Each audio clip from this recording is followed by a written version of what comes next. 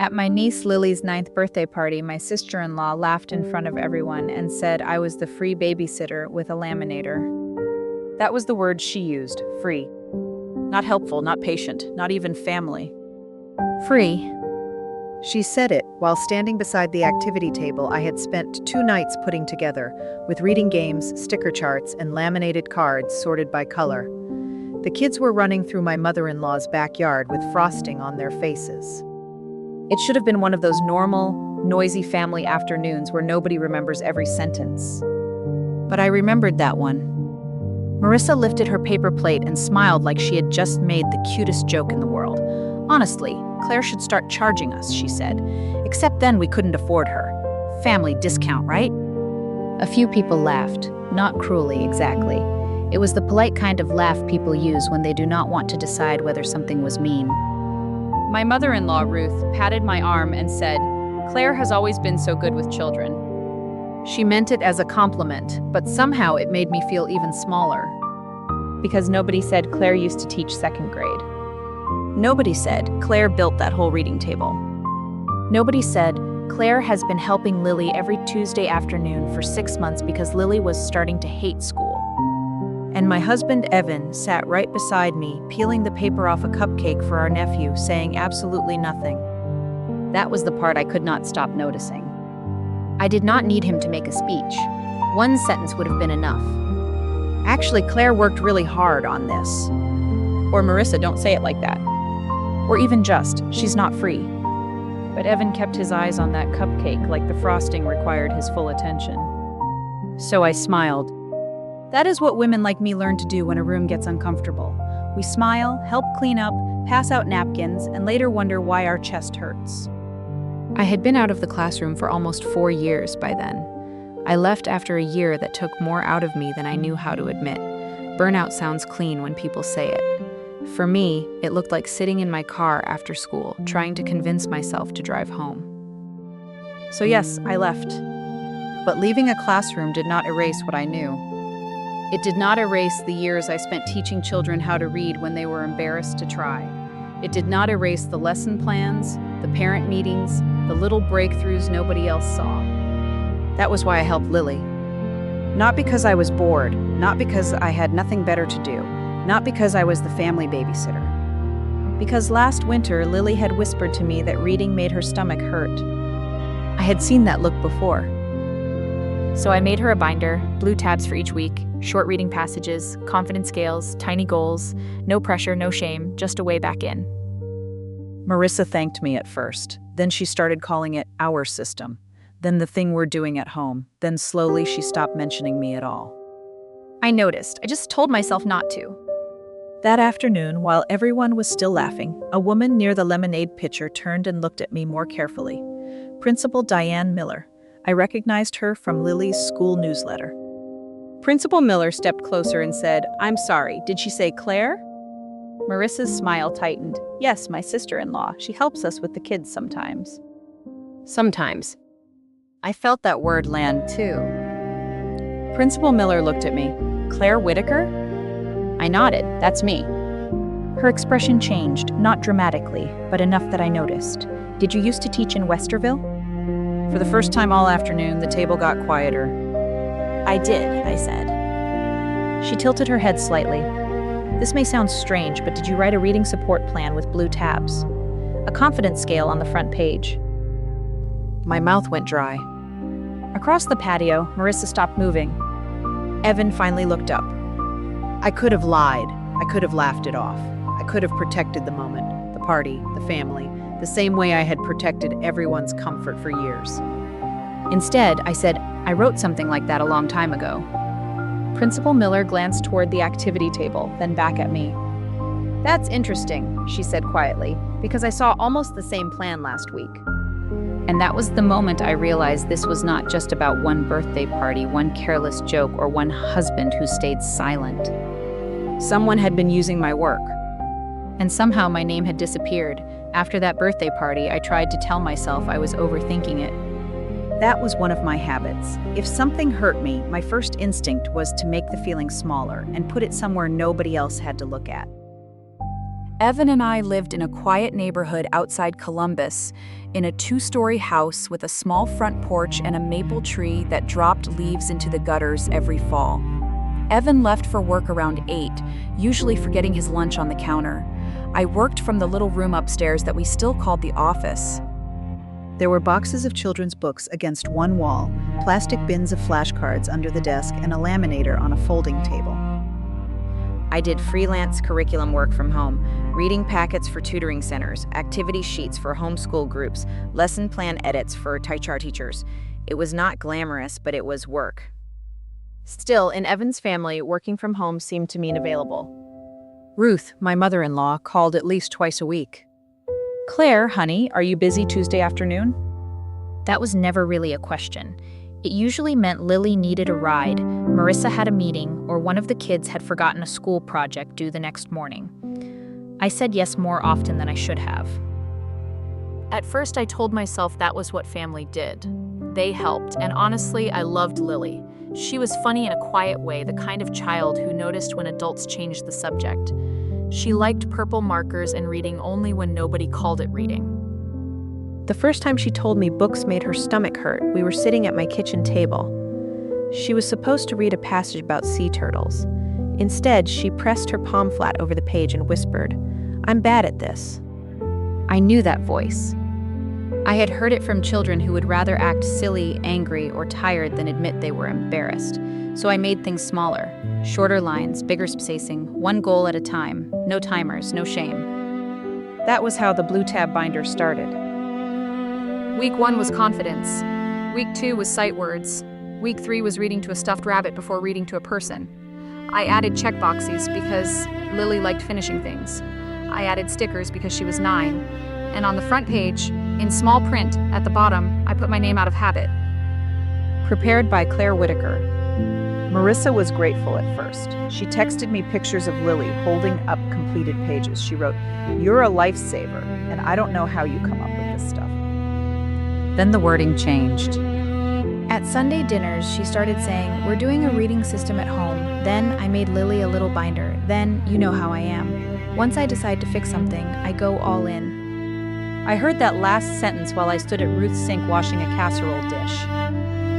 Evan was in the doorway, talking to his brother. He heard it. His eyes flicked toward me for half a second. But he did not say anything. That was the way it usually went. Ruth praised Marissa for being such a hands-on mother. Marissa sighed about managing school and activities.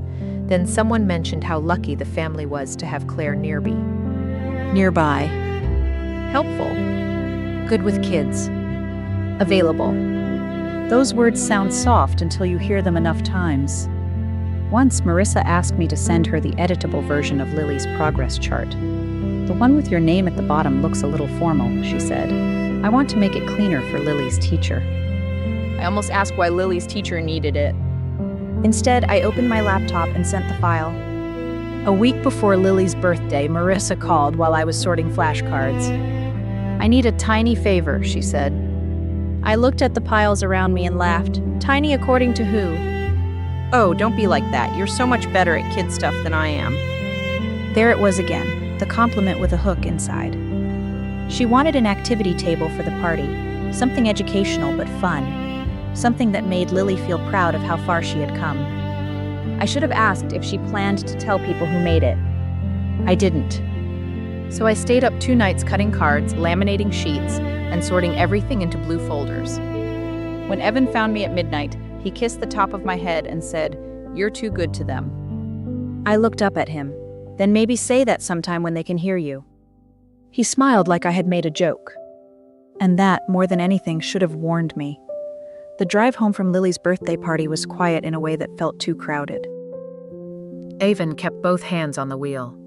I watched the houses pass by, all with neat lawns and porch lights already glowing. There was a paper plate of leftover cupcakes on my lap, the frosting smeared against the plastic wrap. For 10 minutes, neither of us said anything. Then Evan sighed. Marissa shouldn't have said it like that. I turned toward him slowly. "Like what?" He glanced at me, then back at the road. "You know, the babysitter thing." "The free babysitter thing," I said. He winced. "Claire." "No, say the whole sentence." He did not. That was answer enough. A minute later, he said, she was joking. I laughed once, not because it was funny. That's what everyone says when the joke lands exactly where they meant it to. Evan tightened his grip on the steering wheel. I didn't want to make Lily's birthday uncomfortable. Full who? I asked. He did not answer. That silence sat between us all the way home. When we pulled into the driveway, I carried the cupcakes inside and started wiping down a clean kitchen because my hands needed something to do. Avon hovered near the doorway. I'm sorry, he said. I looked up. For what? Well, not saying something. I waited. And? He frowned. And what? That was the problem. He thought the silence was the whole injury. He did not understand that the silence was only where the injury became visible. Later that night, after Evan fell asleep, I went upstairs to the office and turned on the desk lamp. Children's books, blue folders, sticker sheets. The laminator still had plastic film caught near the edge. That was when my mind started doing what hurt minds do. It collected evidence. First, I thought about the thank you card from Lily's teacher 3 months earlier. Marissa had shown it to everyone at Sunday dinner. The card said Lily had made wonderful progress at home. Ruth had hugged Marissa and said, "See, a mother always knows what her child needs." I remembered standing beside the sink, waiting for someone to mention the Tuesday afternoons Lily spent at my kitchen table. Nobody did. Then I thought about the day Marissa asked for the editable chart. "The one with your name at the bottom looks a little formal," she had said. "I just want it cleaner for Lily's teacher." At the time, I believed her. I sent it. The third thing came a few minutes later, a family barbecue in June. Ruth had told a neighbor that Marissa had created a whole little reading program for Lily. I had looked at Evan then. He had heard it. I knew he had, because he gave me that small apologetic smile people give when they hope a moment will pass without requiring courage. It had passed. Not one of those moments had felt big enough to confront. A thank you card, a missing footer, a sentence at a barbecue. Each one seemed small when it happened, but lined up together, they looked different. They looked like a pattern. The next morning, my phone buzzed while I was making coffee. Family group text. Ruth had sent pictures from the party, Lily blowing out candles, Marissa beside the activity table. Under one photo, Ruth wrote, "Marissa did such a beautiful job making Lily's day special." Hearts appeared immediately. Then a private text came from Marissa. "Hey, can you send me the latest version of the Blue Tab pages? Principal Miller loved the concept. Nothing major, just school stuff." I read it twice. Principal Miller loved the concept. Not Lily's teacher, not a quick classroom note. Principal Miller. I typed, "What school stuff?" The 3 dots appeared, disappeared, then appeared again. "Oh, just a parent literacy night thing. They asked me to share what we've been doing at home. It's not a big deal." There it was. Not a misunderstanding, not one careless joke, not me being sensitive. My work had left my house, entered Lily's school, and somehow arrived there wearing Marissa's name. I set the phone down because my hands were shaking. Then Evan came into the kitchen, still half asleep, and kissed my shoulder. "Morning," he said. I pointed to the phone. "Your sister is presenting my reading plan at school." He blinked. Maybe she's just sharing what helped Lily. I looked at him for a long second, and for the first time I felt something colder than hurt. I felt clarity. Because every time his family made me smaller, Evan found a softer word for it. Joking. Help. Sharing. Family. But softer words do not change what is happening. They only make it easier for everyone else to keep doing it. I did not reply to Marissa that morning. That was the first smart thing I did. The old version of me would have typed something too long, too emotional, something that gave everyone room to call me sensitive. Instead, I put my phone face down and opened my laptop. Then I searched my inbox. Blue Tab binder. Lily reading plan. Edible chart. Marissa's name appeared again and again. Requests, thank yous, little comments that had felt harmless when they arrived. Can you make the passages shorter? Can you take your name off the bottom so it looks cleaner? Can you send the version with the confidence scale? Each message had a date, Each attachment had a version history. For a while, I just stared at the screen. It is a strange feeling seeing your own generosity turn into evidence. By noon, I had a folder on my desktop labeled Lily Reading Materials. Inside it, I saved the original PDF, the editable files, the email chain, and screenshots of the text where Marissa asked for changes. Then I made a timeline. I needed to see the truth in order because Evan's family was very good at turning clear things blurry. That afternoon, Principal Miller called. Her voice was careful, professional. "Claire, I hope I'm not putting you in an awkward position." I almost laughed. "I think we're already there." She paused. Marissa submitted the reading materials for Parent Literacy Night. She described them as a system she developed at home for Lily. There it was. Not borrowed. Not adapted. Developed. Principal Miller continued. One of our reading specialists thought the materials looked more structured than a typical parent-made binder. When I saw your name connected to an older workshop file, I wanted to ask before we used anything publicly. I appreciated that. I told her the truth. I had created the original plan years ago, then adapted it for Lily. Marissa had permission to use it for her daughter. She did not have permission to remove my name and present it as her own. Principal Miller did not gasp. She simply said, "Then we need to credit it correctly, or we should not present it." That calm sentence steadied me. After the call, I printed everything. Emails, file dates, drafts with my name in the footer. The version Marissa had sent back with the footer gone. Evan found me sitting on the office floor. "What is all this?" he asked. I handed him 2 pages. "This is the original. This is the version your sister sent the school." He looked from one to the other. Slowly, his face changed. "She took your name off." And she told them she developed it. That's what the principal said. He sat down. For once, he did not reach for an easy explanation. I didn't realize it was this bad, he said. I looked at him. You realized enough. That hurt him, but I did not soften it. Evan wanted to call Marissa immediately. I said no. Not like that, I told him. I am not doing another family argument where everyone decides how much respect I'm allowed to ask for. So we wrote down what needed to happen. Marissa needed to tell the school the materials were mine. If the school used the plan, my name stayed on it. She had a chance to correct it privately. Evan called her with me, sitting beside him. At first, Marissa sounded confused, then annoyed. "I never said Claire didn't help," she said. Evan closed his eyes. "Did you remove her name?" Silence. That was the loudest answer she could have given. Finally, she said, "This night is supposed to be about Lily." I leaned toward the phone, then stopped using Lily as a shield. Neither of us spoke for a moment. Then Marissa said coldly, "I'm sorry you feel overlooked." That sentence made my decision easier.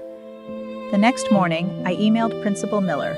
I attached the timeline, the original files, and a simple note giving the school permission to use the materials if they were credited correctly.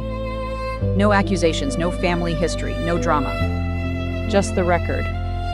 2 days later, Parent Literacy Night arrived. I went because Principal Miller asked me to. Evan came because he finally understood that showing up after the damage mattered less than standing there while it was corrected. Marissa stood near the front of the school library, smiling too brightly. Principal Miller welcomed everyone, then held up the blue tab binder. This reading support plan, she said, was originally created by Claire Whitaker, a former elementary teacher, and adapted for Lily with family support. The room did not explode. Nobody clapped like a movie. But Marissa's smile froze. And for the first time in months, my name stayed where I had put it. The strange thing about being proven right is that it does not always feel good. After Principal Miller said my name, the room simply moved on because that is what rooms do. Parents asked polite questions. Teachers passed out handouts. Lily showed another girl how the sticker chart worked. Nobody applauded. Nobody pointed at Marissa and called her a liar. Real life is quieter than that. Marissa stayed near the back table, smiling with a face that had gone stiff around the eyes. When the event ended, she walked past me without saying goodbye. Ruth followed her, holding her purse against her chest like someone had stolen something from her instead of me. Avon and I drove home in silence. This time, the silence felt different. It was not the old silence, the one where he hoped the problem would disappear. This one had weight in it. Shame, maybe. Realization. When we got home, my phone was already buzzing. Family group chat. Ruth wrote, "I wish tonight could have been handled with more grace." A cousin replied with a sad face emoji. Someone else wrote, "Marissa was only trying to help her daughter." I set the phone on the counter and turned it face down. There comes a point when explaining the obvious feels like begging people to respect you. I was done begging. The next few weeks were uncomfortable, not dramatic, just uncomfortable. The school updated the materials with my name on them. Principal Miller asked if I would lead a small parent workshop later that month. Marissa was still included as Lily's mother, which was right. She had helped her daughter practice. She cared, but she was no longer introduced as the creator of the plan. That bothered her more than I expected. She did not lose her family. She did not lose her friends. She did not get publicly destroyed. She only lost the version of the story where she looked generous, brilliant, and exhausted while I stayed invisible. A week later, Lily called me from Marissa's phone. "Are you mad at Mom?" she asked. I closed my eyes. That question hurt more than anything Marissa had said. "No, sweetheart," I told her. "Grown-ups just had to fix something that got mixed up." Did I do something wrong? Not even a little bit. And I meant that. Lily had never been the problem. She was the reason I helped. That night, Evan found me on the back porch with a blanket over my knees and tea going cold in my hands. He sat beside me. "I owe you more than sorry," he said. I looked at him, waiting. He took a breath. "When my family made you small, I kept telling myself I was keeping peace. But I wasn't protecting peace. I was protecting myself from an argument." For the first time, he did not sound like a man trying to end a conversation. He sounded like one finally entering it. I nodded. That is what it felt like. I should have said something at the party. And before that, at Sunday dinners, when Mom praised Marissa. When I knew you were the one doing the work. "Yes," I said. He almost smiled. "You're not making this easy." "I'm not trying to." We sat there for a while. Then I told him what different had to look like. No more automatic yes when his family needed childcare. No more free materials passed around without asking me. No more calling disrespect a joke because that made everyone else comfortable. And if his family erased me in front of him, he needed to say something while I was still in the room. He listened, then he said okay. Not perfectly, not dramatically, just okay. A month later, I stood in a small library room with 12 parents and a stack of blue tab folders. My hands shook at first. Then a mother in the front row said her son cried during reading homework, and something in me settled. I knew how to help with that. For the first time in years, I did not feel like a former teacher. I felt like a teacher whose classroom had changed. I still helped Lily, but I stopped letting the family treat my help like a public resource with no owner. That was the lesson I carried from all of it. Kindness is not the same thing as availability. Love is not the same thing as silence. And if you let people call your work a favor long enough, they may start believing your name was never attached to it. So now when I give clearly. And when I stay quiet, I make sure it is peace I am choosing, not myself disappearing again.